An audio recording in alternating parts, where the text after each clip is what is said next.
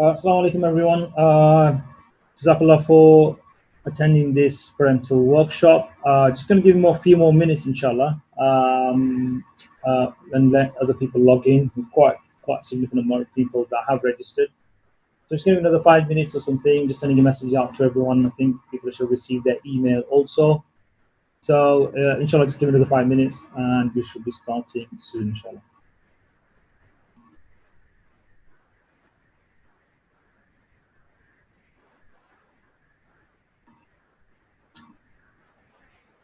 Okay, I think we can begin, inshallah. I'm going to give access to my special guest today, Dr. Mahir, as well. So, Dr. Mahir, I'm going to be kind of unmuting you as well. Assalamu alaikum. alaikum salam. Okay, so let's start. Bismillah ar-Rahman ar-Rahim. اهدنا الصراط المستقيم صراط الذين أنعمت عليهم غير المغضوب عليهم ولا الضالين آمين. بسم الله الرحمن الرحيم. رب اشرح لي صدري ويسر لي امري واحلل عقدة من لساني يفقهوا قولي بسم الله الرحمن الرحيم رب يسر ولا تعسر وتمم بالخير وبك نستعين يا ارحم الراحمين. I'm going to start off with kind of introducing myself first, and then I'm going to give over the kind of mic to Dr. Mahira as well. So myself, I have 2 kind of decades of expertise gained in global education sector. I'm also the chair of Rain Institute, which you can see on the screen. I'm an experienced leadership and academic expert, CEO, director of Academic Mentoring, which is our business company. I'm also senior education consultant, exec head, coach, teacher trainer, CPD specialist, and Cambridge examiner. I've worked in 4 different countries, in Emirates, Saudi, Qatar, and been a head teacher principal in 7 different schools in the UK, and worked with nearly 30 different schools across the UK. Over the last kind of couple of years, I've also been working online, providing teacher training courses, etc. And we've had nearly 2,000 plus students in 30 different countries. And this January, we were awarded the Teacher Training Provider of the Year. That's a brief kind of intro about myself. I'm going to give over the mic to Dr. Mahira, please, and just allow her to kind of introduce herself, really. Inshallah. Assalamu alaikum, everybody. I hope you can hear me properly because I think the line's breaking up a little bit. Okay. So my name is Mahir Ruby. I'm an academic, but also a parenting and youth coach. So I've been in education for the last 25 years. Starting off as a secondary school science teacher, then going on to becoming an academic at university. So I'm a lecturer at London University.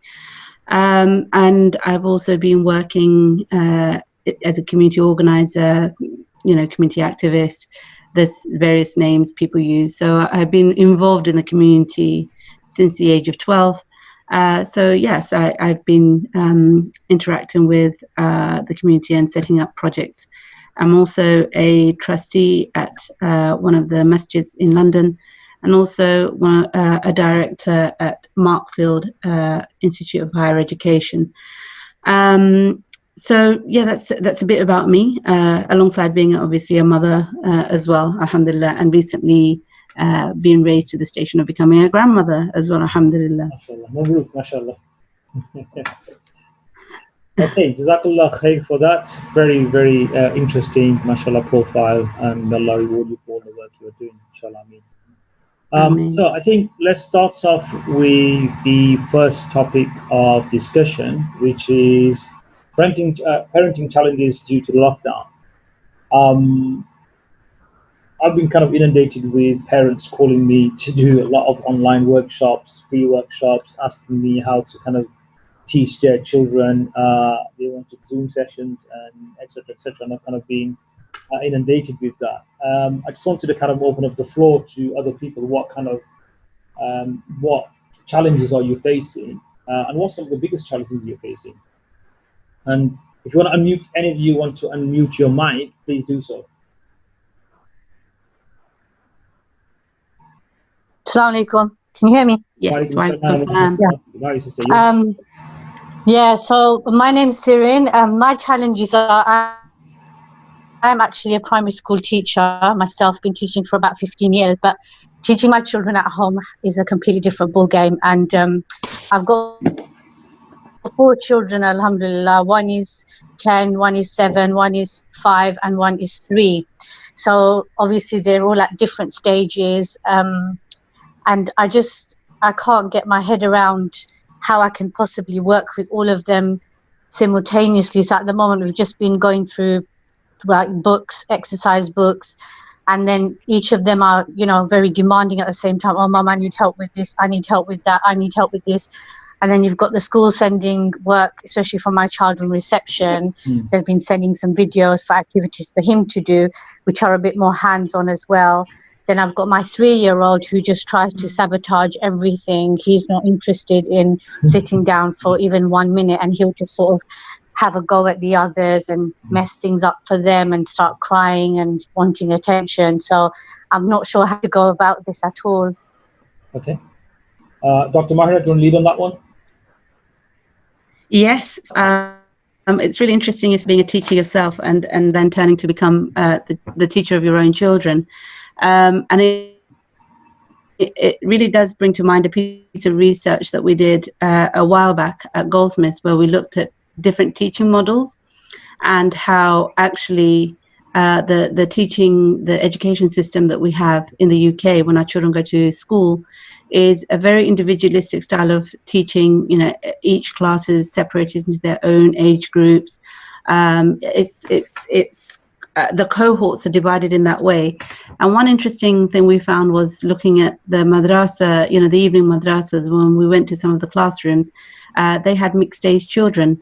And more interestingly, when children were being taught at home, so when we were growing up, there were classes being taking place at home, normally by mums or grandparents.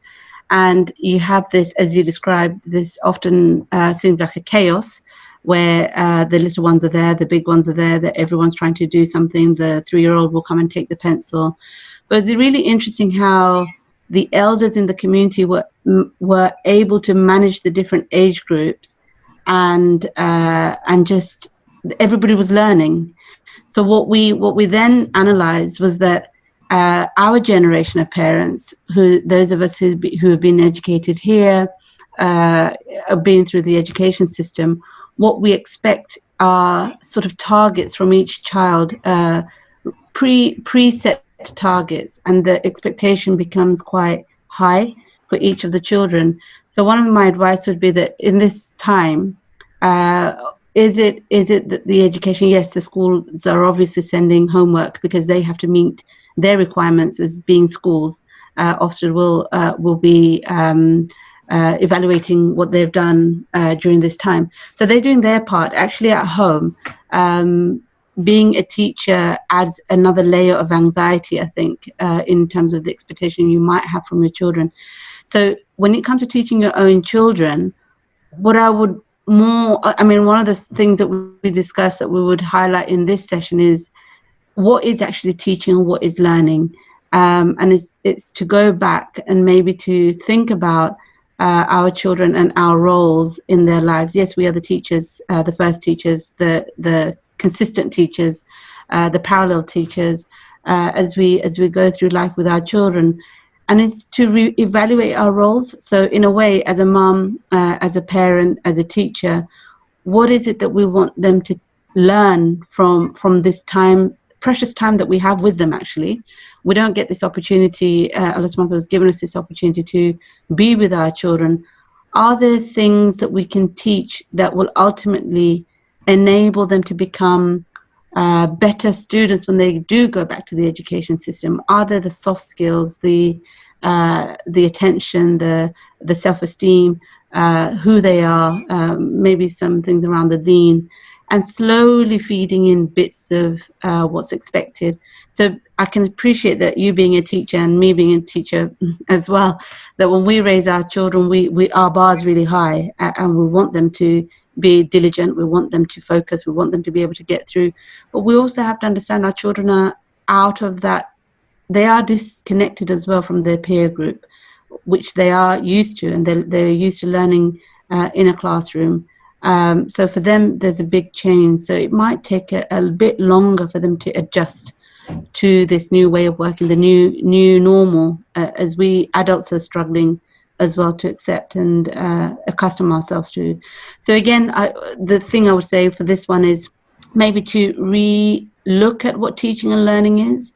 And maybe Brother Muhammad can include, add to the Islamic perspective on this. But really, our role is to teach our children to be resilient as individuals and be well emotionally and spiritually, to be able to take on the load that we're expecting them to take on. So maybe as mums and as parents, we need to really focus on that a bit more, give them the attention, the love, and the nurturing that they need. And then they may come to you and say, can I actually do some homework? Inshallah. So again, just to evaluate and reevaluate what teaching and learning is. Yeah, absolutely. I mean, I don't know if that was helpful. I'll add a few points to what you've also mentioned. Teaching learning is important, but I think moving on an extra added layer is, what are you expecting from your children? I think that's, like from teaching, as a teacher, you probably know, what are the outcomes? What is it that you want your children at this precious time? Maybe we're going to be on a kind of full semi-lockdown for about 6 months, and I don't think schools are going to be starting until September anyway. So what is it that you would like your children to kind of attain? What are the outcomes that you're expecting in this particular time? Now, you're saying you've got 3 children which are completely different levels, the understanding is different, the mindset's different.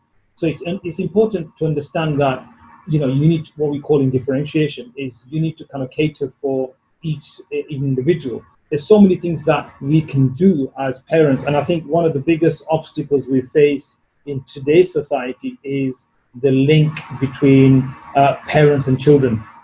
Like Dr. Mahira mentioned, that in our kind of parents' generation, they were more connected, they were more engaged with their children, because there wasn't many things to do. I mean, when we grew up, there's no social media, so it was literally a group of lads literally getting after school, after madrasa, on the weekends, just getting a football and going around playing football. That was kind of the main highlight of the week. Today they've got social media, they've got PlayStations, they've got Nintendos, they've got literally everything that you can possibly think of. So their distraction is far more greater. They'd rather sit and play a PlayStation for 8 hours solid. When I did some statistical research, I found that students can easily sit without a toilet break, without food, on PlayStation game for 8 hours, and they won't have a problem with it. But if they have to study for 8 hours, they struggle within 15-20 minutes. So what is the link and what's the correlation there? So I think, again, it's what are you trying to achieve from your children?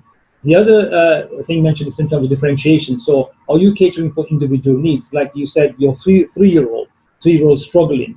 What is he struggling with?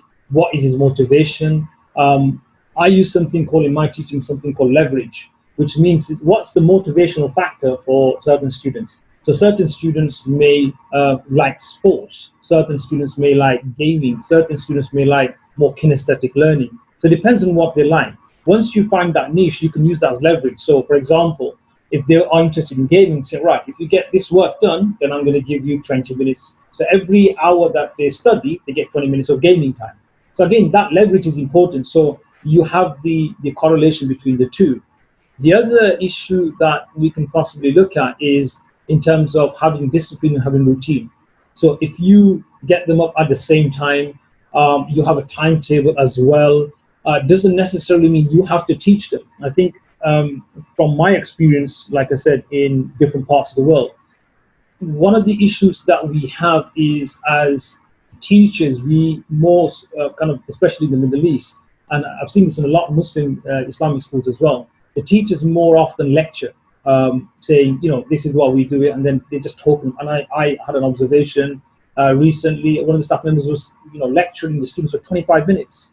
Now, if you've got 6 lessons in a day and you're lecturing for 25 minutes, that's nearly kind of just 2.5 hours of lecturing. And students are sitting there, it's uncomfortable, they need to be moving around. So I think break it down. So in terms of, let's say you have 4 sessions a day. In the 4 sessions, get them to do some in the morning, do some literacy work, numeracy work, and you can use YouTube videos. There's so much out there at the moment; it's just beyond belief. Some of the resources that have been on WhatsApp and internet and all these free resources that you've got. Then break that up with some audio learning, break that up with some video learning, break it down, but try to understand the psychology of your children. Try to understand what motivates them. Because initially what happens as they're younger, for example, primary level, moving on to, let's say, Key Stage 1, Key Stage 2, Key Stage 3, Key Stage 4, their understanding and their needs are different. You can't use the same techniques in Key Stage 1, Key Stage 2 in secondary. It doesn't work. So you've got to kind of alter the way you do things. It is important as well, like I said, when initially you might have extrinsic motivation. In other words, if they achieve certain tasks, they get certain prizes. But that has to be then transferred over a period of time. Maybe this is the best time to work with your children on this. That initially you start off with, right, if they do this task, these chores, etc., then these are the rewards that they gain. Eventually, that becomes a habitual. So they're so focused and zoned in what they need to learn. What they would then do is that would become a habitual path. So they go from extrinsic to intrinsic, where they want to learn and they're motivated themselves. I'll give you an example of some of the schools that we changed the whole mindset and landscape of the way we ran the schools. So things like one of my schools, when I joined, this was in Saudi Arabia, for example, on my first day when I came into the school, the first couple of months, I just observed how the school ran. And in the Middle East, they have a big problem of lateness and attendance. And there was like 400 students on my first day, 400 students came late. And I was like absolutely shocked. And I tried to kind of comprehend, the mentality and the mindset of how certain students were behaving. So what I did then, I put a 6-week planning place where we went from 400 students being late and sending out letters, creating awareness and so forth, to less than probably 13 students late, kind of being late and do it for genuine reasons over a period of 6 weeks. And my director was saying to me at the time that this has never been done before. And it's about so many things. Within the first 4 weeks, I introduced nearly 150 different activities. Previously, the school only had 13 extracurricular activities. I introduced everything from table tennis to foosball to snooker to PlayStation to Nintendo Wii's. We had Champions League, even the staff joined in as well. So this was this relationship we were building, and this is what the point I was coming up to, is how you are building a relationship with your children. Are you having a mindset as a teacher? Sometimes there's a conflict that's arising between being a teacher and being a parent. And if you cross boundaries, you'll struggle. So if you are a teacher, kind of look at your and educate your children as a teacher, you'll be far more successful. If you then have he's tired, so I'm going to let him do what he wants, then would you do that as a teacher? Absolutely not. You'd never give up on your children. So these kind of issues are very, very important, that you have discipline, have 4 or 5 lessons every day, mixture the lessons. If you've got a garden, go out, do some gardening, do some artistry, get them to do a paper, put a sheet out, get them to draw a landscape, get them to draw a tree. So it's not being confined in the house is difficult. Plus, children need to run around. And I think because of the lockdown, that's been extremely difficult with students being locked inside the house. You need to get them out at least once a day. In school, they have, playtime, they have lunchtime, they do PE. If they're not doing that right now, that's going to create a lot of stress and anxiety. So they need to run around, and they obviously can't run around the house. So if you've got a garden, you have a garden, take them to the park. Once a day, you have to be doing that. Just going for a walk with them, or cycling, or doing something. And so these different layers of approach would get them to understand. And if you're doing fun activities and they're not complying with the learning aspect of it, then you can use that as leverage. So that's really important as well. Islamic side as well, there's an amazing book which I was been reading by a sheikh called Dr. Jahangir from Pakistan, and he's talking about the sunnah the Quran and Sunnah way of teaching the children. And it's really, really important how, what is constitutes Sunnah and what is the objective of teaching your children, especially this time. It's that connection. And I think don't be stressed too much about educating them and getting through schoolwork and getting into this piece of paper and that paper and this worksheet, that worksheet, and going on to Zoom. Don't worry about that. I think spend this time wisely where you truly connect to your children, and use this time wisely to truly connect to Allah subhanahu wa ta'ala. I think that is the most important thing. And once you're doing your ibadah and your azkar, get your children involved.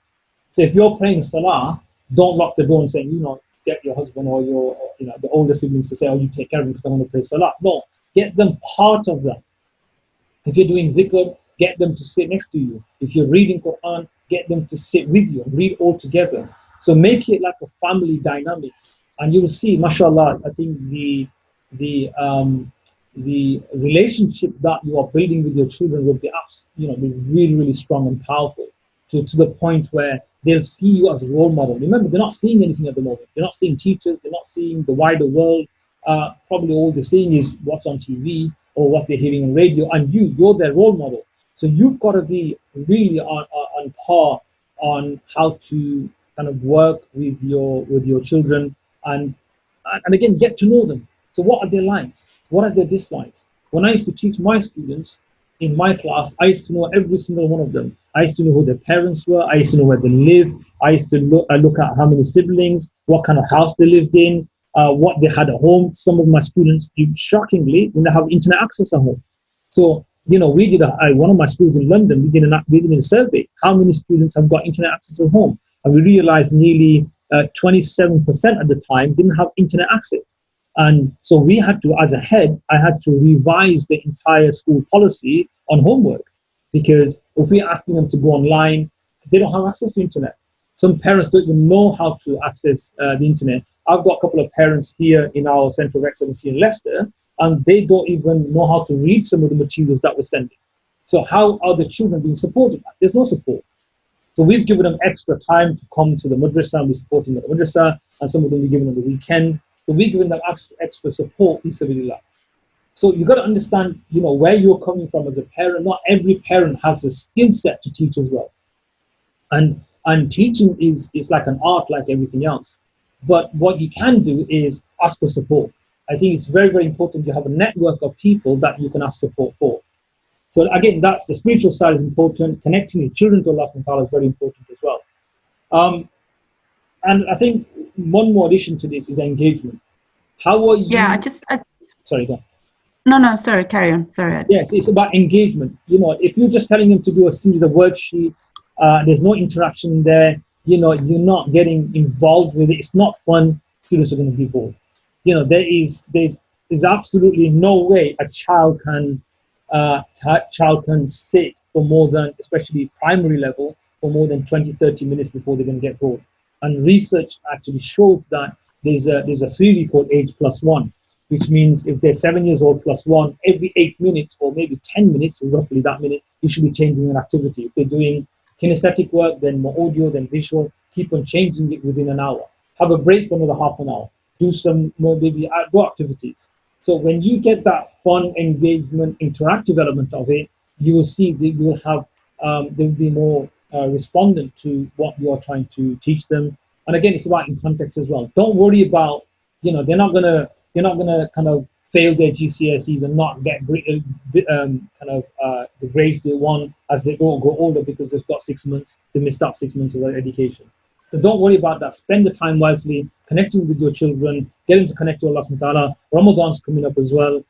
Get them to the ibadah, azkar as well, and then get them truly to connect.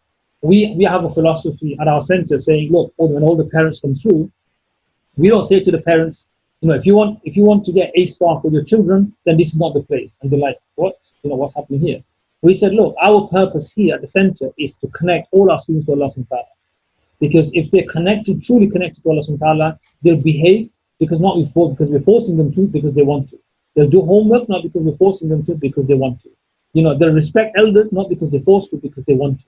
Because they understand that what I'm doing is I'm here to please Allah subhanahu wa ta'ala. And that takes time. And you've got this time for the next 3 to 6 months to get them to connect, not just being robotic, like, you're getting up for Fajr and getting up for, all the salahs and, sitting on Quran and forcing them to read Quran. No, tell them stories. Just say that stories and, use a bit more comical, get one of them to read the stories. And then do sound effects and things like that, get instruments, and they can start using instruments. So that's all fun and engaging. And I'm sure that as a teacher, you're probably using all these techniques anyway. Yeah, sorry, Dr. Mahira, you were saying something? Yeah, I just wanted to highlight, and one thing you mentioned was the whole family approach. I think that's when it comes to spiritual development, the whole family approach is really nice, where you have the gratitude circle as a family, you do your salah together as much as possible, and actually just to think this time that we have with them is to develop the learner, who will then be motivated to do the learning. So when you become the teacher, what they see is the anxiety in you, the frustration, and then they, as the brother said, they can't. It's very difficult for them to then switch from being a mum, then a teacher, then a mum again, then a teacher. Where are you strict? Where are you loving? Where are you being the compassionate mum normally? And when it comes to teaching, can we maintain the compassion in our role as a teacher? So this is actually the time to teach them some values and adab of learning, and from which hopefully inshallah they will have the thirst for knowledge and they will want to learn. So again, I really want to focus on this connection idea, that connect with your children, get to understand them better, get to understand them as learners, before expecting them just to be robotic learners, as sometimes we see in school. It's maths now, it's literacy now, it's numeracy, it's art, it's drama. Rather than compartmentalizing learning this way, they are a learner throughout the day. While they're playing, they're learning. While they are talking to an extended family member, they're learning. When they're doing Zoom with their cousins, they're learning. They are constantly a learner. So highlighting and pointing out to them the skills of a learner, the etiquettes of learning, inshallah will be more fruitful than actually expecting them to sit at a table for half an hour, for 20 minutes, for an hour, and learning on their own in that particular way. So yes, inshallah. Yeah, Jazakallah khair for that. Yeah, sorry, some of you just been messaging. Sorry, my mic seems to be really bad. My apologies. Just give me 1 second. Just get my... Well, the mic's been fixed. Does anyone have any other questions? The Syrian, you were saying that he wants his siblings to play with him all the time, and I'm assuming that's a little 3-year-old, and that's a natural instinct of a 3-year-old who wants to be consistently engaged. And again, as was mentioned, the idea of setting up incentives, that if he can play on his own with his toys for about 15-20 minutes, then all his siblings can come and play with him after they finish their work. So again, that's teaching them discipline as well, that they need to wait a period of time, so they know there's an incentive at the back of it. So not to bribe them at the beginning, but to give them an incentive that if you are able to play with your Lego, do this colouring, play with mummy for a little while, then your siblings are able to come and join and play with you, inshallah. Jazakallah. Can everyone hear me? Is that clear? That's better, yes. Is it better? Yeah, okay. So my apologies for that. I think some of you couldn't hear me clearly. Okay, so moving on to the next topic, in terms of parental workshop, home education system. I think it's quite open-ended, this topic, but I think what I want to kind of start off with is the kind of difference between the traditional education system and the home education system. And I think globally we've all experienced over the last month possibly how the home education system possibly would work. So I just want to kind of briefly talk about what we're doing and supporting the community. One of our kind of remits is to really get our students, like Dr. Mahira mentioned, get them to understand their values, understand if they've got conflicts, why they have conflicts, understanding students' mental health. not just being robotic and getting them to just go to school, come back, getting them ready, going to the madrasa, come back, they eat, and what happens is 10, 15 years go by, and parents then regret, oh, I wish I had spent more time with my children. You need to understand that there has to be a balance. When I used to head in London, I had some of the parents who used to keep their children occupied all the time. And I used to find that disturbing because these children are going to burn out. Sometimes you just need to play. Just let them play.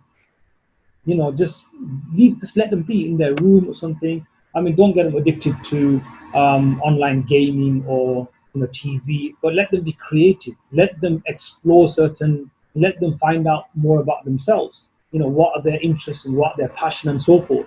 So sometimes parents need to relax as well. And I think that makes it important. So what we're doing is we're supporting parents with our parental workshops.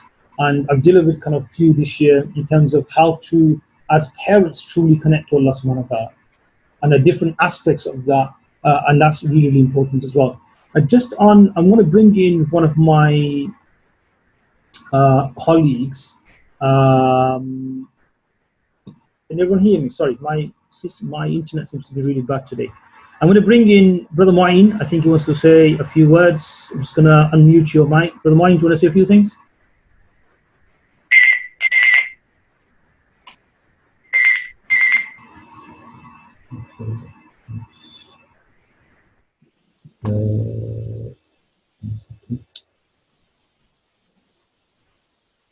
Brother Mu'in, are you there? Brother Mu'in, can you hear me? Can you hear me? Yeah, I can hear you. Yeah. Oh. Okay, subhanallah.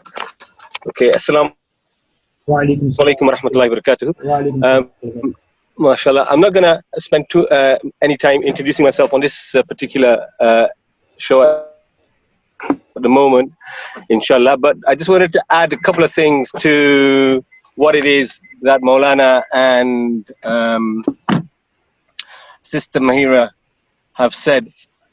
First of all, we put too much emphasis on education, and yeah, 100%, yeah. in a way, the way the education system has become in this country and throughout the world is that it's been emphasized. It's over. Personally, this is my personal opinion, and there are other people who'd probably completely disagree with me. But the way education is right now, it's overrated. All right. What we want is children who are learned, and there's a big difference. You have a lot of people that pass exams, but they're not learned. And like Ali radiallahu anhu had originally described certain people, they were described as donkeys with books. All right. So what we need to emphasize, and what we really need to emphasize, is learning. And learning comes with emotions. So that means that we are able to manage our emotions, our anger, our behavior. So this is a great opportunity for us to really connect with our children, show them love, and find out what really, really makes them tick, evolve, and grow. And this is what we're missing right now, because we're so stuck about them getting A stars and whatever it is. And in reality, for most degrees or most jobs, you don't need to get A stars, but we put unnecessary pressure on our children and on ourselves to try and encourage children to get these results, which is not beyond them, but we put unrealistic expectations from them. Now, alhamdulillah, if we make them, as Maulana said, wanting to learn and wanting to do this because they're connected, because the children are loved, because they love doing what it is that they do, then automatically the results and the outcomes will speak for themselves. So here it's extremely, extremely important that we find out what it is that they love and how we can encourage them to do this, because it becomes their passion. So learning or growing and being great human beings for the purpose of pleasing Allah subhanahu wa ta'ala is not a choice, it's a passion. And you'll get great results and results that will serve you, alhamdulillah. right? The other thing that you really need to also appreciate, alhamdulillah, is you have. I know that Sirin was saying that she's got the kids that want to play. One of the best ways to learn is through play. So you create games so that they learn through play, right? And you can get the older children to play with the younger ones, so that would keep them engaged and at the same time learn. So numbers, all sorts of things. But again, the emphasis, right, should be on them growing, being able to think from themselves, think out the box, and just being them. So when you can nurture a child to be them and have the confidence, inshallah, they'll automatically get great results. Okay, Jazakallah khairan. Jazakallah khair, Brother Mu'in, mashallah. Brother Mu'in is one of my kind of co-founders, business partners as well. And without kind of praising him too much, I'm sure he won't mind. He does some amazing workshops, and the way he's transformed people and so forth has been phenomenal. And just based on that, Dr. Maher was saying as well, it's about in schools, do they teach values? No, they don't. I mean, I've been in schools, and I've been ahead for a long time. We don't teach values. Do we teach life skills, like things like empathy? Do we teach other skills like helping others? What is the definition of sadaqah? Sadaqah doesn't necessarily mean financial giving. Does it mean that? What about helping others? What about understanding what are hasanat and what are sayyi'at? What are good deeds and what are bad deeds? For Muslims, this is absolutely critical and important. So use these times and to get them to understand who they are. Build the Islamic identity to say, look, you're Muslims and this is what being a Muslim is about. Through one of the things, if we look at the mercy of Allah subhanahu wa ta'ala at the present moment in time, is I've seen a lot of empathy recently, where people on Thursdays, I think, or something, 8 o'clock, people are clapping for the NHS. Now we're realizing the effort the NHS goes through. We're realizing how difficult it is to teach your children. So we're now appreciating the work that teachers do. Because imagine parents are struggling with 2-3 kids. Now imagine you've got 25-30 kids in a class. How does the teacher feel every single day throughout the year? You'll be teaching nearly 9 months, 9.5 months a year. So when teachers are stressed, you can understand what they go through. And some of the workshops I've been doing, and one of the questions asked is, how are you feeling today? And when I have a workshop, maybe 15, 20, 25 people, I have 25 people all saying, giving a different answer. Some feeling anxiety, some stress, some happy, some doing shukr. If 25 people in a room are having different feelings, how do you think children are feeling at any given point?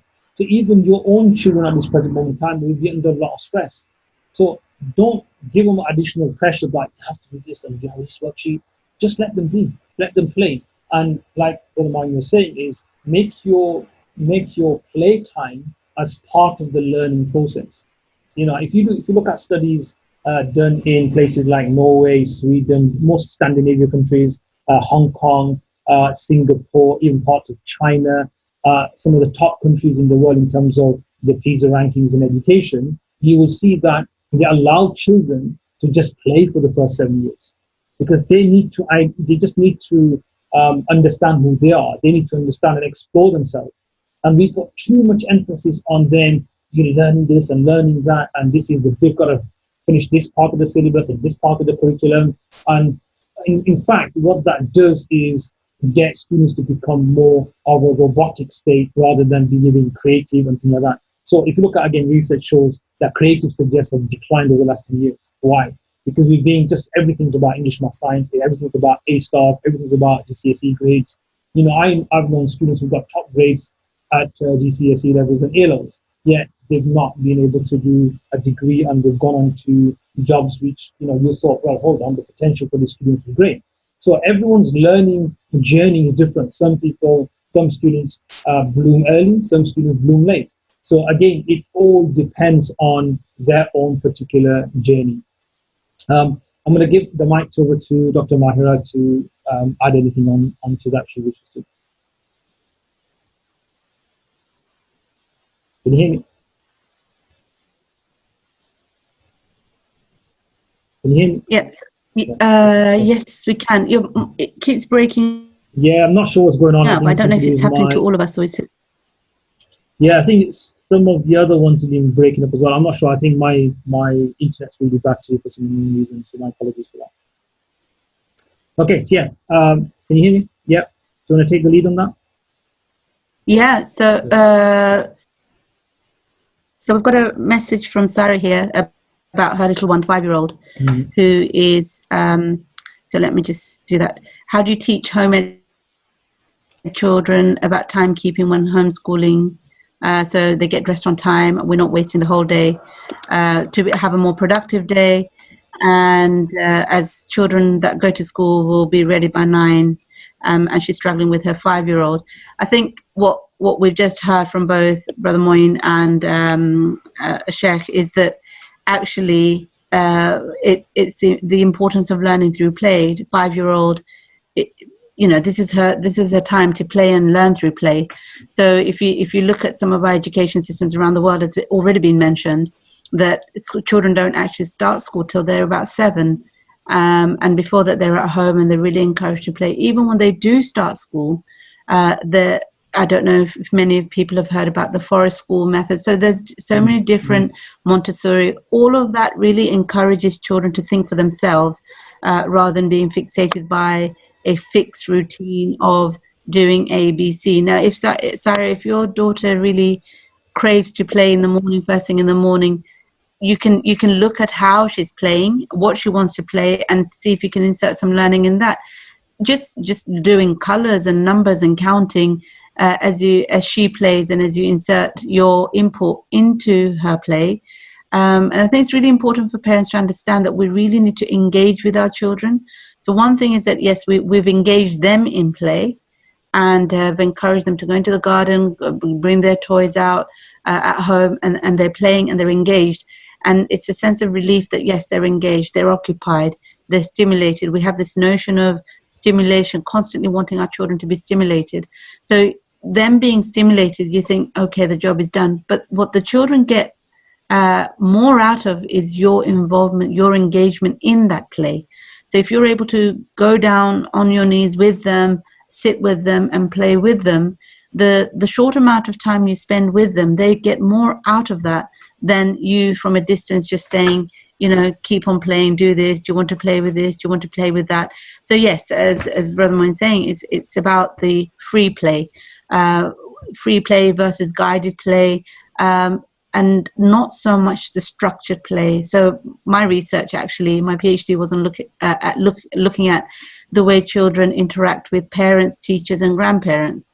And what I found was that, with the teachers, it was very structured, and it was around putting puzzles together. So, the teachers were very much, we need to start with the corners, you need to do the edges, and then you fill in the middle. And the other aspect that we learned, I observed, is that teachers ask so many questions. Do you understand this? Do you get this? So many, at least 2 or 3 questions in one go. So if you think about a 5-year-old trying to process 2 or 3 questions in one go, which one do they respond to? So what we found in that situation is that children tend to stay quiet because it's a rhetorical question a lot of the time. Mm-hmm. What was interesting then to look at was the parents taking on the role of teachers and actually emulating those skills into their parenting. So when they play with their children, it was also more guided, but still quite structured. So they would allow some more space because they have that a familial connection. They would allow their children a bit more space, a bit more time, not so rigid around how much time they spend on play. But the most interesting one was where they were with their grandparents, so 5-6-year-olds with their grandparents when they were playing, is that the children took on the role of teachers. And the amount of learning they did through that process it was huge. So all these words we hear in teaching around scaffolding, differentiated learning, the children were doing that, displaying that instinctively because they could see that the grandparent was a bit more vulnerable. They could teach their grandparents something new around the puzzles. But the role, the synergy in that learning was amazing, because the grandparents then would bring in their experience. And the reason I'm sharing this is because we as parents need to stand back a little bit. And when we are playing with our children, rather than becoming so rigid in what we're trying to teach them, is to share stories. So the way we can share stories and our experiences and our love for learning will instill in our children a sense of love for learning. And rather than trying to be so worried about how we will be judged by the school as teachers, what will the teacher say about my parenting, my role as a teacher at home? I'm not doing a good enough job. In actual fact, if you can teach your children to enjoy learning, they will go back into school as better learners, because they will be more engaged at school. So do think about your role, and just sometimes listen to yourself. What are you saying? What questions are you asking your children? What targets are you setting? Is it age appropriate? Is it ability appropriate? And really sometimes take the lead of the child.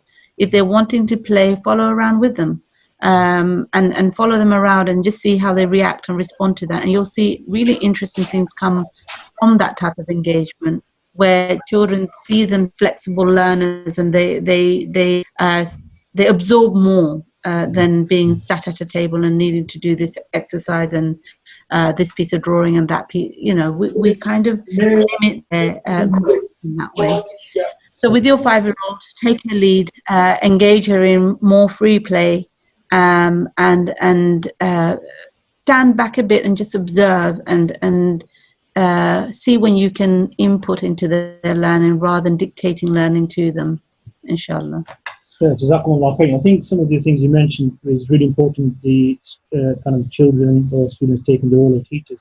Absolutely. I think one of the, in my particular teaching, what I would normally do is, especially primary level, is give students responsibilities. So, within the house as well, that's part of learning. If you ask them to do certain chores, but get them to have ownership of that particular responsibility. So, just things like, okay, you're responsible for tidying all the Lego away, or you're responsible for, in the classroom, for example, context, we used to have a rubber monitor. He's responsible, or she's responsible for putting all the rubbers away. We have a chair monitor that used to put all the chairs away, and, at the end of the day and at the end of the lesson and so forth. When you give students responsibility, they will step up. And then that's part of learning.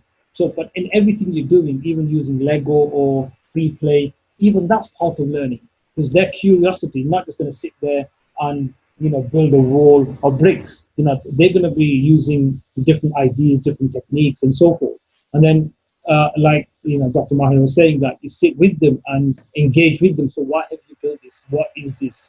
And you can engage and see what are they trying to create with, for example, Lego, or they're drawing something. It might not be perfect, but there might be some ways you can then say to them, okay, what if we do it this way? What if we use like a graph or something where we can use different lining and so forth? So there's so much learning that can take place from that particular aspect as well. Moving on from, I think, the home education system, I think we're probably working towards that anyway. And I think if anyone's got more questions, you can book in an appointment with myself. Inshallah, I'll try and explain more on the home education system that we're working at Radiant Institute. The third point I want to kind of connect to is the spirituality aspect of that, and truly connecting to Allah subhanahu wa ta'ala. It's important, especially in the lockdown, where we really take this time to reflect, truly to connect to Allah subhanahu wa ta'ala. And it's not just about doing your robotic amals every day, doing your 5 times salah, doing your azkar, reading the Quran. Are you reading the Quran with tajweed? How good is your tajweed? Is your tajweed weak? So, use the opportunity to learn Arabic, for example. Use the opportunity to learn how to kind of read the Quran with tajweed. How much do you know about, for example, Islamic fiqh? What do you know about your Masail? Do you know, do you have enough time to, you should have the time right anyway, but do you know what is required from you? What are your, not just the farziyat in terms of reading or performing the salah and so forth, but what about the spiritual aspect of that, connecting through the heart? Really, really focusing on what is your purpose in life. What are your goals in life? Why you were created, and understanding truly how to connect to Allah subhanahu wa ta'ala through your teachers, through your shuyukh, through your asatiza, and really connecting with them and saying, look, I've not really had time because I've been busy and work. Maybe this is a global message which Allah subhanahu wa ta'ala wants to give everyone, to say, look, mankind is heading towards destruction. And sometimes things like this, we might need to look at it from a blessing perspective, where we're at home, the family dynamics, but even ourselves spending maybe half an hour, 45 minutes, 1 hour a day, just truly connecting to Allah subhanahu wa ta'ala, just speaking to Allah subhanahu wa ta'ala, get the children to reflect on that. And the tazkiyatun nafs, which is the purification of the soul, you may have not connected with many people around your neighborhood, even your neighbors, even your parents. You might not have enough time. Are you engaging with them? And so many things you can do right now is just to have positive interaction, positive mindset, giving a positive message to people, especially now where people are under so much stress and anxiety in the lockdown. Not everyone can stay indoors for days on end or even weeks on end right now. So just bringing someone up and say, oh, just wanted to check upon you, how you're feeling. Is there anything you want to talk about? Is there anything I can do? If there are elderly neighbors, checking upon them. This is all part of your tazkiyatun nafs. This is all part of the deen. This is all part of building the community together and getting away from this nafsi status, which is me, to sharing is caring. The more you give, I can almost guarantee, I can almost promise you, and this is not me saying this is what mentioned in the Quran and Hadith, the more you give, the more Allah subhanahu wa ta'ala will give you. And this is how the kind of nizam or the system of Allah subhanahu wa ta'ala works. Now, the more you give, the more He gives you. The more du'as you make, the angels listen to your du'as, and they, you start making dua for someone, the angels accept that dua and they say Ameen and Wa'ant, which means that dua comes for you. So if you want something in life, make dua for your friends, make dua for your family, and always have a positive mindset. And you will see, just by changing your mindset, so many, Allah subhanahu wa ta'ala will open so many doors towards you, but that's also cleansing. Do not have hatred and malice. Get rid of all that. Ramadan's coming up as well. But don't be robotic in your ibadah. Truly connect to Allah subhanahu wa ta'ala. So I'm going to open this forum up as well if anyone wants to kind of discuss or talk about this. First, I'll give it to Dr. Mahir if he wants to add any points on this particular issue, and then I'll open it up again to the forum, inshallah. Yeah, inshallah. And I think that's a really lovely point, especially as Ramadan is approaching, how we can use this time to connect spiritually. I think it's also important from a parenting perspective for our children to realize, appreciate, and understand that we are also parenting with a higher purpose, that parenting isn't that today, this day is in my control, you are under my control, you do as I say, this is something that needs to be done, I give you rewards if you do good, and I give you consequences if you do wrong. So although we need to do some of that to structure our day, it's really important for our children to know that we are also accountable to a higher being, that we are also fearful of injustice to our children. If we do something wrong, that we will be accountable to Allah subhanahu wa ta'ala as well. So with that in mind, actually making it known to them that beyond your love, they also have love from Allah subhanahu wa ta'ala. They have somebody, if you think about, sometimes we look for, when we're at work, we want to know if we're upset, we want to know if there's a, what is that called? If you want to complain, is there a complaints procedure?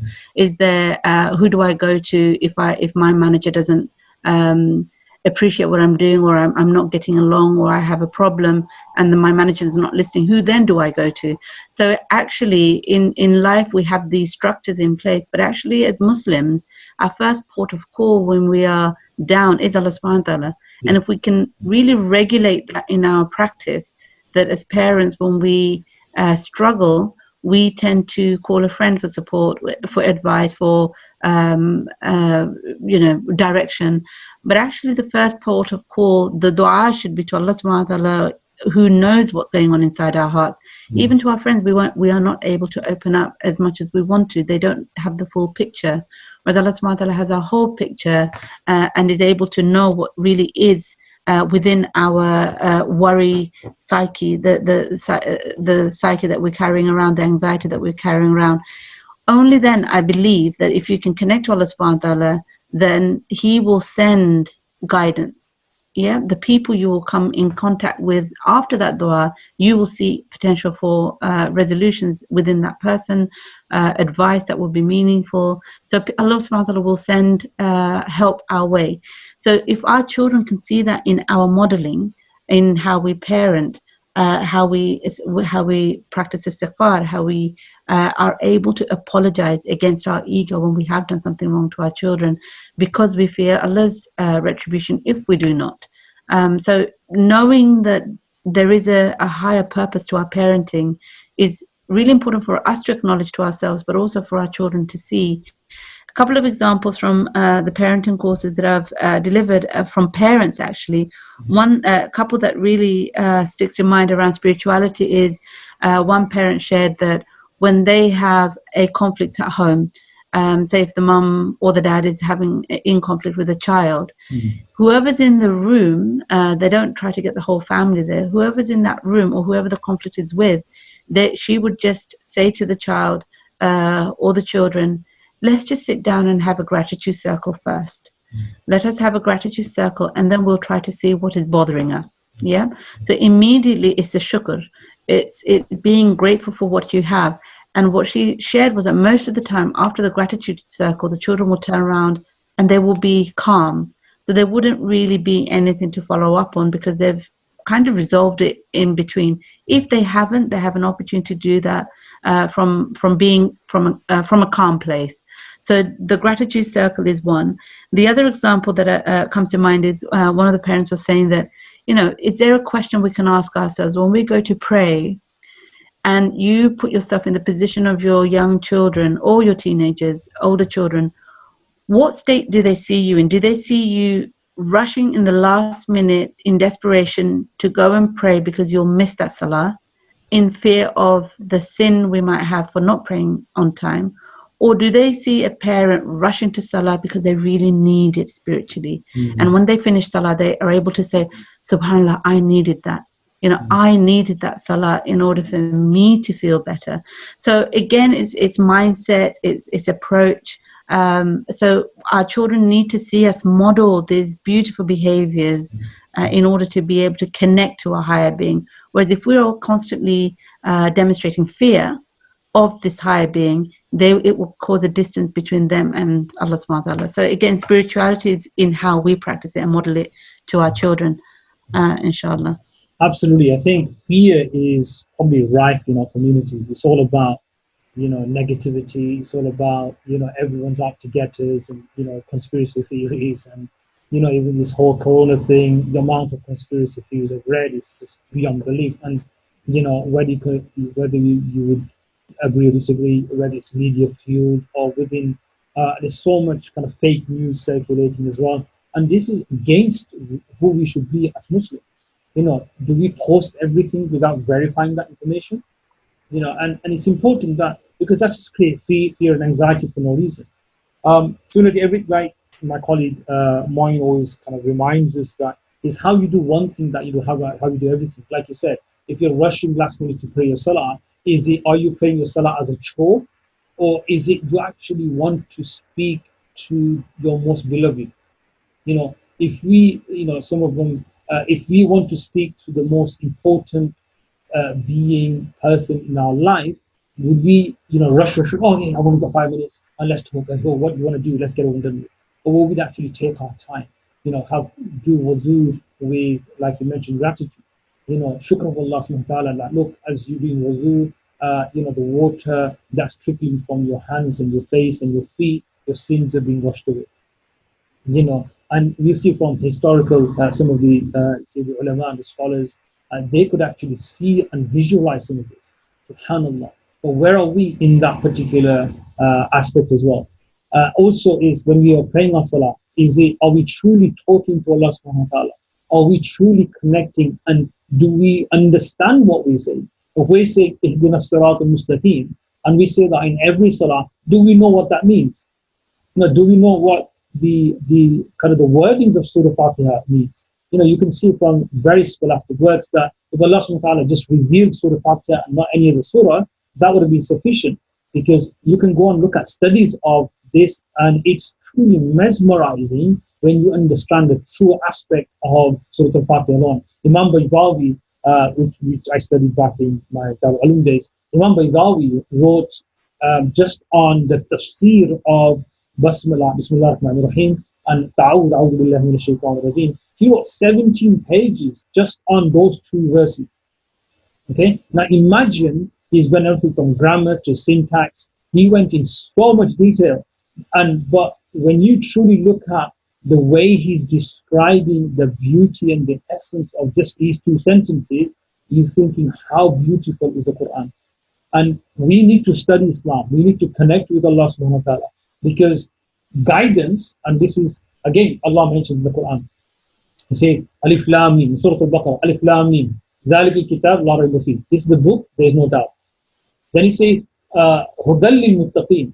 So there's a criteria here that hidayat and the guidance is for the muttaqeen, those people of taqwa, those people are truly connected. Now we got to ask ourselves, are we truly connected to Allah subhanahu wa ta'ala? If we are, then we will automatically receive the guidance. And if we're not, why not? What are we doing wrong, or what do we need to do to get that level? And one of the kind of workshops that I did, I looked at the 6 aspects of kind of mindfulness and connecting to Allah subhanahu wa ta'ala, and these different stages. And the last stage, or the 6th latter stage, and is the taqwa level, which is God consciousness or Allah consciousness, where you are truly connected to Allah subhanahu wa ta'ala. Everything you see, you see your children, you have a smile. This is the beauty of Allah subhanahu wa ta'ala. From which of Allah's favors. And these children are favors to us from Allah subhanahu wa ta'ala. So we got to understand that when you look at it from a different perspective, and you remember Allah subhanahu wa ta'ala, every action and anything you do, you're talking to your parents, you smile, that is sadaqah. If you're married, husband and wife eating together, and you even feed each other, that's sadaqah. You see you're helping the neighbor, that's sadaqah. Every aspect of your life has to be that, how do I please my beloved? How do I please Allah subhanahu wa ta'ala? How do I get connected? And it's not going to come overnight. If you're not praying, start off with one salah. Just pray one salah every single day for the next 7 days. Then you go on to the next one and the next one. There was a story related on this, that there was a person who came to one of the sheikhs and said, Sheikh, I don't have any motivation to work. I'm in debt. I don't want to even do prima salah. I don't want to do anything. I'm neglecting my family, and I just don't have the mindset, the motivation to do anything. I just can't be bothered. So the Sheikh said, okay, what I want you to do is very, very simple. And again, if you look at the teachings of Prophet ﷺ, he didn't tell new Muslims, oh, you got to do salah, you got to do zakah, you got to do this, you got to do ibadah, you got to do tahajjud. No. And you see so many hadiths and different aspects of this. So, the Sheikh just said to him, look, just read Astaghfirullah 100 times every day. That's it. Don't do anything else. And subhanAllah, he started one day, the second day, third day, and he visited the Sheikh 7 days later. And within 7 days, he was paying all his salah. He got back on track with his business. He started working again. He was starting giving the rights of the family, the children, the wife, everyone else. And he came back to the Sheikh and he asked the Sheikh, how did you know? He goes, because we all truly want to connect with our fitrah. This is where we want to be. And when we truly connect to Allah subhanahu wa ta'ala, everything revolves around us rather than we revolving around our work, and our children, and our business, and paying this bill and that bill. Leave it to Allah subhanahu wa ta'ala. Our job is to make dua and connect to Allah subhanahu wa ta'ala. Okay, because as the hadith says, ad-dua mukhul ibadah, the prayer is the essence of ibadah. So when we truly connect, if you're struggling on a day-to-day basis to really connect with Allah subhanahu wa ta'ala, then make dua. Whatever dua, whatever language, whether you know how to make dua or not, if you use the Quranic verses, subhanallah, if you can't speak in a language that you understand, that you can connect with Allah subhanahu wa ta'ala, and please Allah, so look, I don't know how to make dua to you.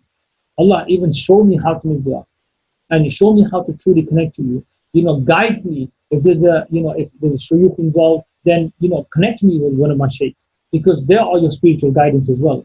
So it's really, really important that we understand that, like you said, if you do one thing, you do everything. But when you're truly connected and you're happy, it will automatically rub off on your children.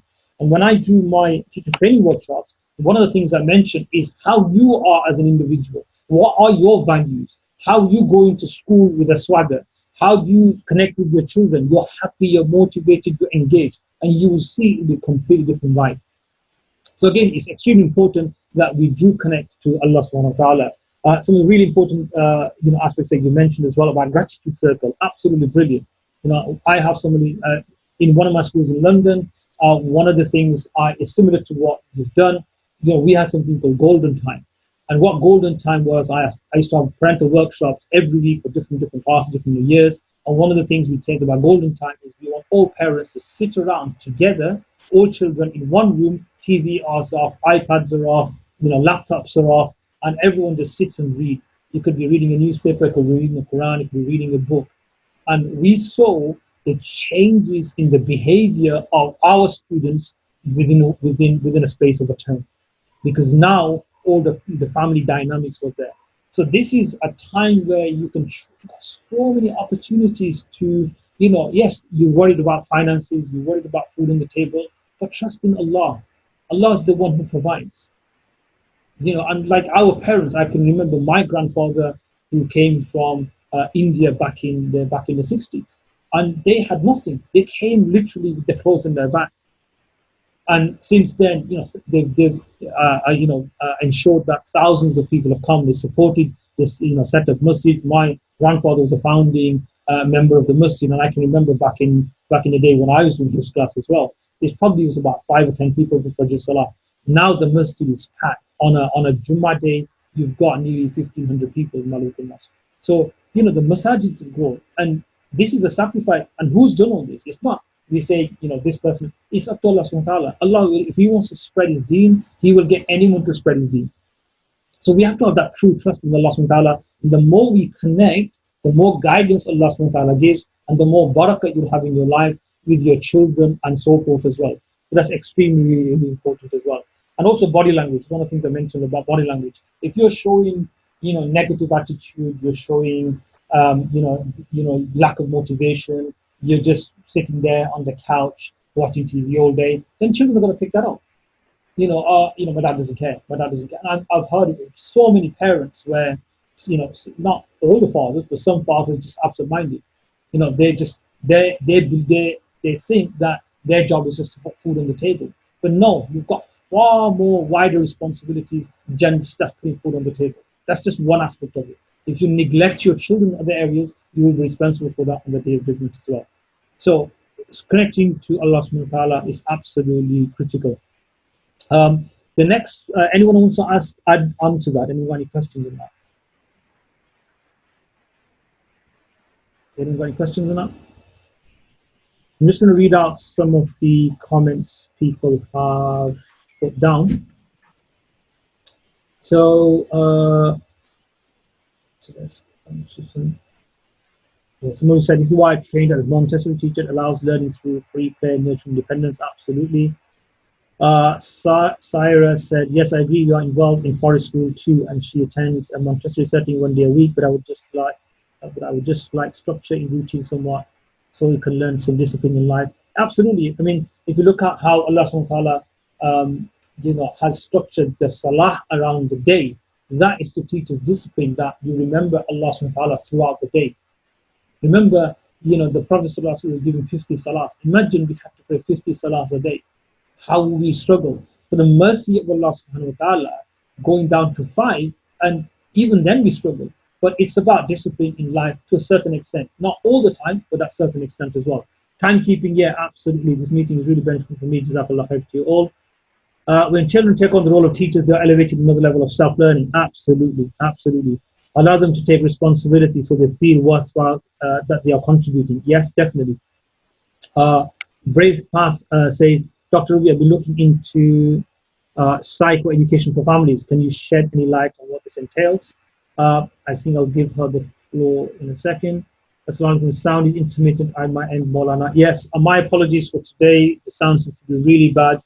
I've been in workshops every week. It's not happened. So my real apologies for this. Inshallah, I'll get the recording and then I'll upload it onto the website as well, where you can have access to that as well. So my apologies. You can probably have a couple of more doubts on it. The question, Dr. Ruby, is: I've been looking into psychoeducation families. Can you shed any light on what this entails? Yeah, maybe we could do that as one of our sessions in the near future. Okay, I'm just going to write that down To give it more depth. Yeah. But generally with psychoeducation, what I've found from my interaction with parents who have any sort of level of mental health on the spectrum. I mean, severe mental health is slightly different, but it's really to explore what they think their ability. So it's again looking at the fitra. They're really homing into these parents that they have the potential to be good. Their children have the potential to be good, as our fitra is connected to the truth, to Allah subhanahu wa ta'ala, yearning to be in connection with Allah subhanahu wa ta'ala, to be the best we can be. And with mental health, once the parents sort of get to an understanding that what they worry about, what their anxieties are about, are actually away from what sometimes could be in reality. I mean, it's very difficult to discuss this in such a short period of time and not being with a case at hand. But generally what I try to do with parents with mental health that do attend my courses is to look at where their self-esteem is at first. And that's been knocked over particular experiences they've had, being in the environment they've been in. A lot of it is to do with their self-esteem being knocked time and time again, making them feel that they're not good enough.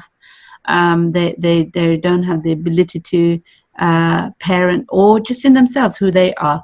So being able to really nurse their self-esteem back to a place where they feel comfortable, and then to look at their self-efficacy. And we don't hear this word often.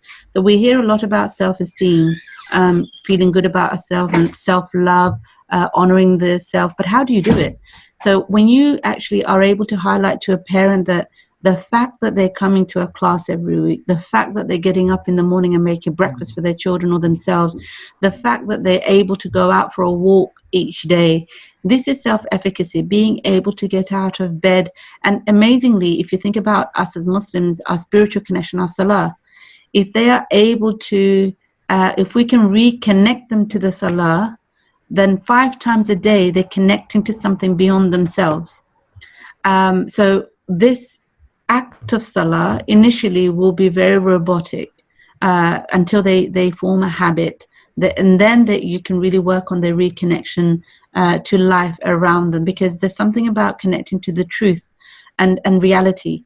And what salah helps us to do is connect to the reality, what time of day it is. The sun is setting, the sun is rising, it's lunchtime, it's tea time, it's time to go to bed. So you have this routine that is in you, and if they can somehow come out of their zone, whatever their diagnosis or mental state is, and be able to connect to Allah subhanahu wa ta'ala, which many people with mental health do struggle with. So if they can come back to that, then they can come back into a routine where we can stretch them a bit from their comfort zone. At Asr time, can you see if you can do this little thing? At Zohar time, can you see if you can have a bit of lunch? So that really encourages them to come out of where they were at into being involved in life again a little bit. And building on that to roll out into their parenting becomes a bit easier. If we start focusing on the parenting, because the children are children, and they come with chaos, they come with us trying to manage something that is beyond us. If you focus on their parenting, it becomes really difficult, because they are then trying to do things you're asking them to do and come back and feeling like a failure because the child didn't listen, the child didn't comply, and that is it. They then internalize it as a weakness in themselves. So really with psychoeducation, I personally found a lot of benefit in focusing on the parent themselves, their journey, their story, just listening or where they came from and their journey and trajectory of where they're at now, and then slowly trying to build into their home into their self-esteem, and then to look at their self-efficacy, the ability to go and do little acts, which then feeds into their self-esteem, is cyclical, and that really has helped many parents that I have tried to support with before I can even go on to the parenting. So they do come to parenting with an issue about their children, but it's more often than not about who they are and where they're at. And once you can build their confidence, mashallah, they do really well. Again, I'm not talking about very severe mental health. It's mid to low level of mental health. Some parents need a lot more intervention to be able to get to that place. It's quite I don't know if that's helpful, but it's quite interesting you're saying this, because it's like, for example, in Leicester here, we've got probably in the Asian Muslim community the highest rate of people we've got psychological needs, we've got mental health issues, even senior ulamas, some of their I was speaking to a CBT therapist, and she was saying one of the senior scholars, her, I think, son or daughter was going through really inner turmoil, mental health issues, where she nearly committed suicide. And that's really, prevalent in our society, and it's taboo to seek help and seek guidance. And like you mentioned about self-esteem, it could be through various reasons. It could be trauma, it could be divorce, it could be child being ill, or children passing away, or just being in an abusive relationship. There's so many different aspects of that. And I think the guilt then kicks in, saying, "Oh, I've done something wrong. Allah's punishing me." And I hear this so many times, where it's always about guilt, that I've done something wrong, therefore Allah's punishing me. Somebody asked this question to one of our sheikhs, and he said, how do you know if it's a punishment from Allah subhanahu wa ta'ala or is a test from Allah subhanahu wa ta'ala? A beautiful, and the sheikh, he's, mashallah, I mean, his answer was absolutely beautiful, because it's how you perceive it to be. Not everything's about punishment. Not everything is about, it's not as black and white. Not everything is, you don't have to feel guilty about certain things. And even from the hadith perspective, even some people, when they commit one sin and second, and then they have this massive guilt inside them. I'm not saying you shouldn't feel guilty. Yes, you should. But Allah is so merciful. Allah's mercy is 99% greater than His wrath. And if we, turn back to Allah subhanahu wa ta'ala, then that is what He wants. And there's actually hadith in relation to this, that if a nation didn't commit sin, then Allah then Allah subhanahu wa ta'ala would destroy that nation and create a nation which committed sin but asked for forgiveness and tawbah.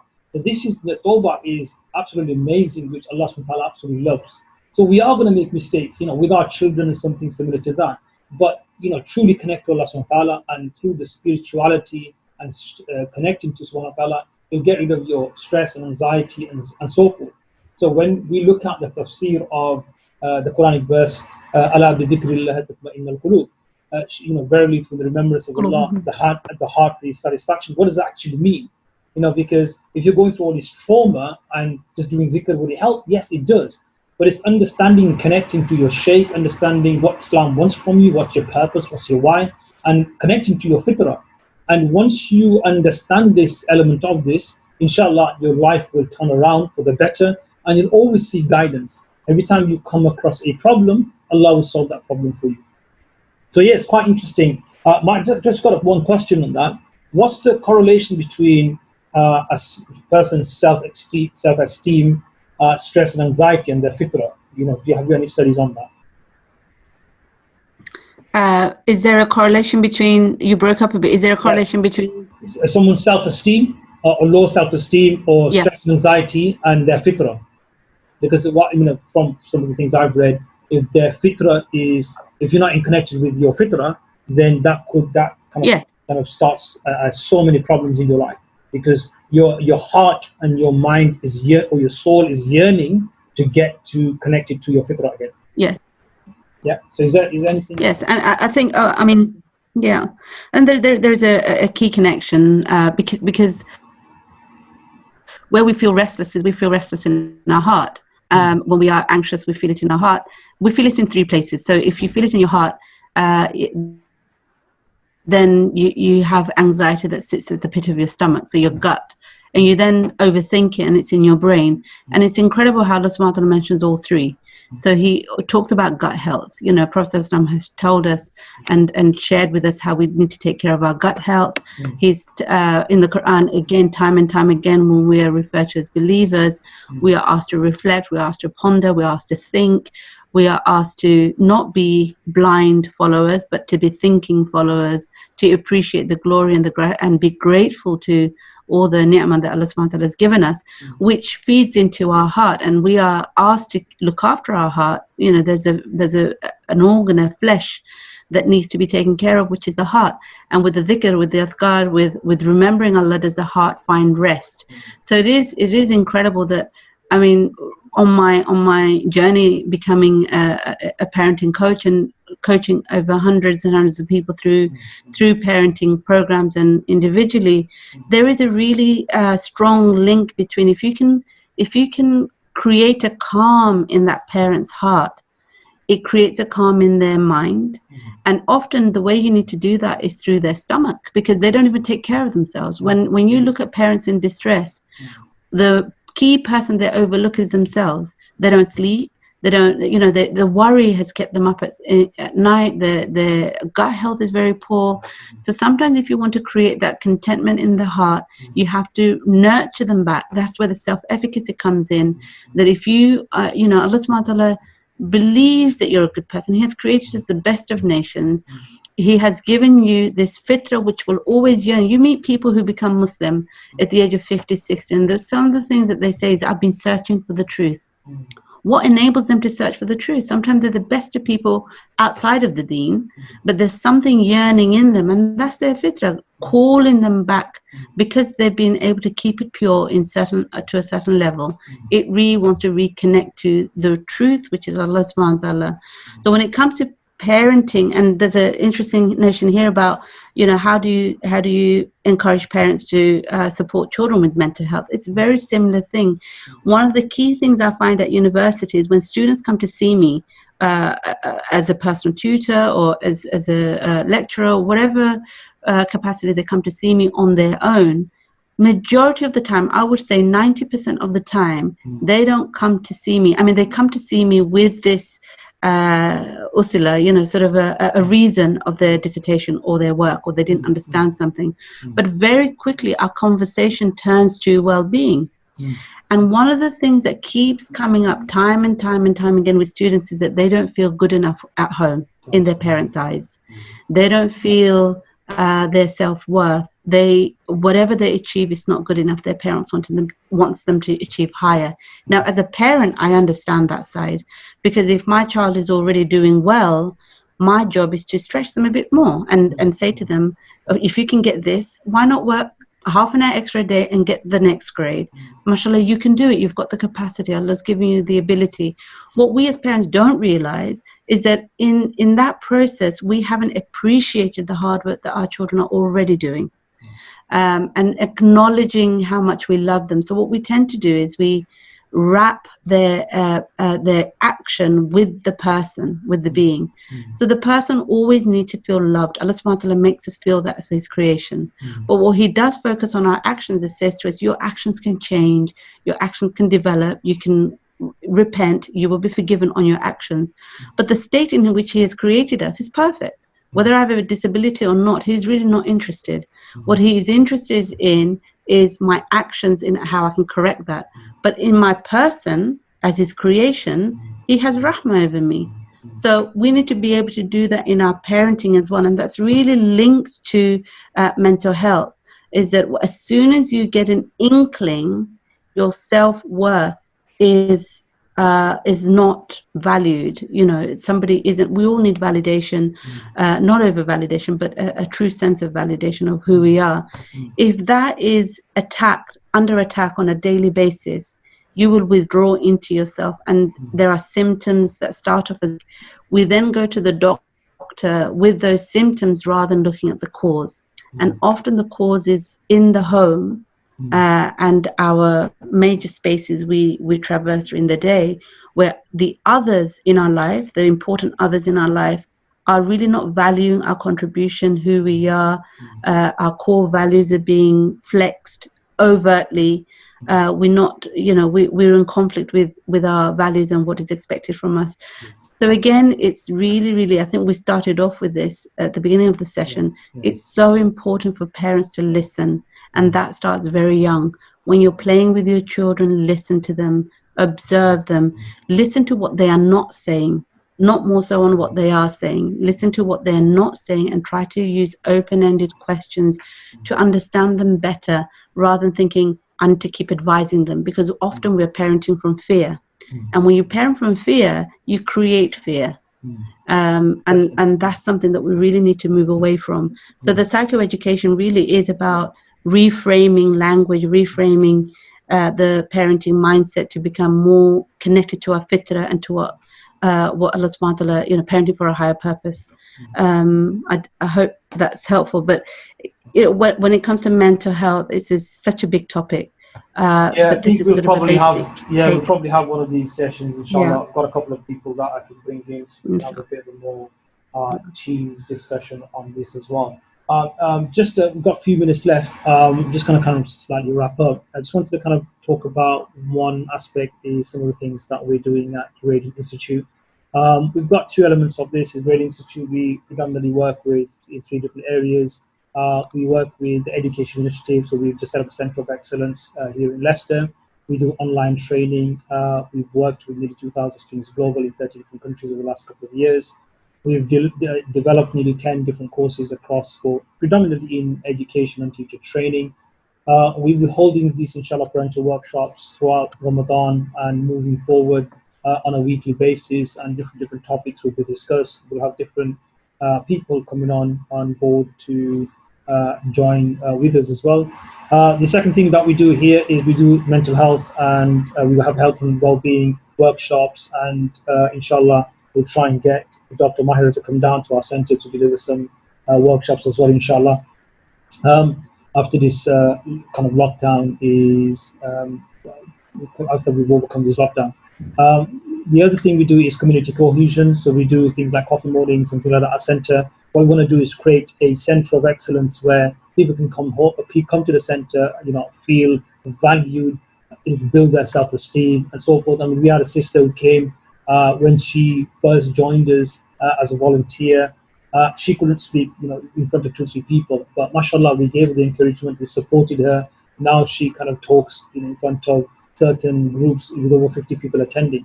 So again, it's really important that we do ensure that we all get involved in the community aspects of it, and that was part of the kind of the last thing we wanted to talk about, that the community involvement is important. And this is one of the reasons that we feel in the effects, because the massages are closed, and this is one way of integrating and connecting and using the massages as a platform to ensure that how people are feeling. We know people in the community, and it's about engagement, building trust, building a very positive vibe, and that's what we're trying to achieve at Radiant Institute as well. Before the lockdown, alhamdulillah, we had delivered nearly 70 different projects within the space of 5 months. Our target this year was to deliver nearly 150 projects across all ages. So again, get involved, inshallah. If you want to be part of Radiant Institute, or you want to do some work with us, get involved, inshallah, and we'll see how we can work together. But the mindset is, your mindset is, I want to please Allah subhanahu wa ta'ala, I want to do this for Allah subhanahu wa ta'ala, and we can take it from there. Brother Mu'in wanted to add one more thing, so I'm just going to give him the mic. Brother Mu'in, are you there?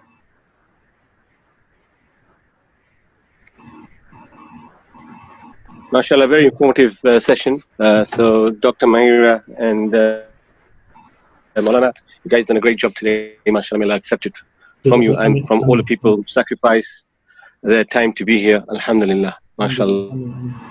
Jazakallah khair, everyone. And I've noticed that we've got some, MashaAllah, very skilled. Sorry? No, yeah, just wanted to say that, MashaAllah, just Jazakallah khairan to you know, all the people who are on the program right now. We've got some other skilled brothers and sisters on here too, alhamdulillah. May Allah reward them and accept all of us, inshallah, in His path. One thing that I really want to add is also the words that you use, extremely powerful, because that determines the experience you have of life. So you want to make sure that you're using beautiful words and positive words whenever you're addressing your children, because they will reflect the words and vocabulary that you express to them. It's extremely important, this, because if you're always using words that are negating, then their experience of the world is very, very negative. However, if you're always encouraging, positive, you know, looking at the beauty, the rahmah of Allah subhanahu wa ta'ala, describing it as such. So every experience, good or bad, if you create a positive vocabulary towards it, then your own experience, as well as of those around you, will have that same experience. So make sure, inshallah, that wherever possible, even if it's the worst possible thing that is happening to you, if you use positive language to describe that emotion and belief. And remember, everything that comes from Allah subhanahu wa ta'ala is good or great, you know, subhanallah, because it is. Either you learn from it, or alhamdulillah, you get closer to Allah subhanahu wa ta'ala.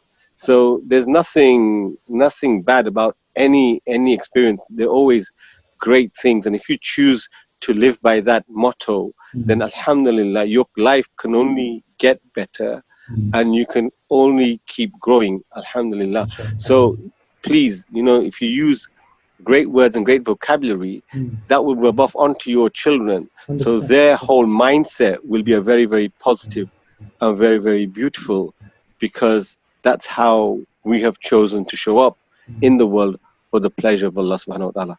Jazakallah khairan. That's my bit done. Inshallah, I look forward to the next session, inshallah. And Jazakallah khairan to everybody. I'm just going to ask anyone. I'm going to hand it back to you, Maulana, and to Dr. Mahir, inshallah. Just want to kind of open up to any couple of questions. If there's anyone any questions, we'll try and answer them based on what we discussed today. If not, inshallah, Jazakallah for everyone attending. We will be having these sessions every Wednesday, inshallah, for at least through Ramadan, throughout the lockdown. And then we'll see, inshallah, after the lockdown, because people might be busy at this time and so forth. So we'll try and arrange a time. I'll probably send a questionnaire out. If you've got any questions that you want answering, please email me. You can look at the website and email me at that particular email address, and we'll try and, we do want you to be engaged with us. It's something that you really need discussing. Send it to us. I'll send it to Dr. Mahira and myself, and I'll do research on my side, and she can do research on our side, and we can bring that to the forum. If I know some other people that I can bring into this particular session, then we can bring those experts in to discuss that with that as well. So, Jazakumullah khairan, ahsan jaza. Subhana rabbika rabbil izzati amma yasifun wa salamun alal mursaleen. Alhamdulillahi rabbil alameen. Bi rahmatika ya arhamar rahimin. Enjoy yourself, stay safe, and inshallah, I will see you all next week, inshallah. Assalamu alaikum wa rahmatullahi wa barakatuh. Assalamu alaikum.